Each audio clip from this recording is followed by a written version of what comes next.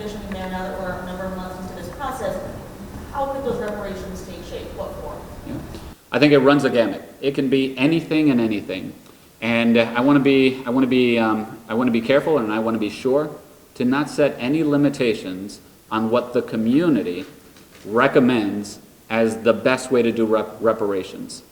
And so in the coming months or so, I plan on designating a committee, and this committee will be tasked with making recommendations to the city, not just to me, but to the city, on what the appropriate form of reparations are.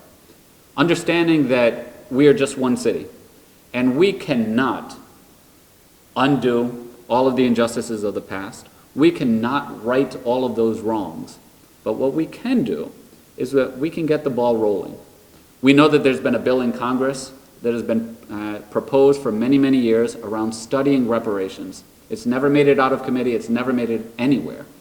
But by establishing this proof point that you can not only go through this process, but actually lead to an end result that brings people together and heals the entire community, as BJ mentioned, you know, I expect that this is going to continue to move the ball forward so that it bubbles up to higher levels of society.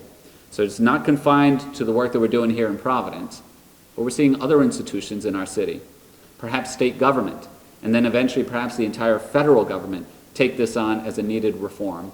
So there are no limits on how, you know, what shape it can take, but certainly what we want to do is we want to be national leaders to push this conversation forward so that eventually it's taken up by every institution and level of government in our country. You know, I'm going into this with eyes wide open and very practical about this. The kind of resources that it would take to right the wrongs of the past are astronomical. Astronomical. Something that no city can afford, and it would have to come from the federal government. And so there are limitations to what we can do. But the fact that there are limitations doesn't mean that we can't move the ball forward significantly. Doesn't mean that we shouldn't try to move the ball forward significantly.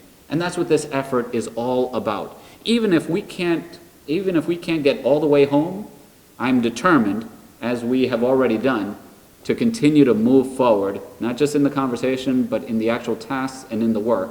And I think that through that, you know, we can encourage and inspire other levels of government and other institutions to take this on as well.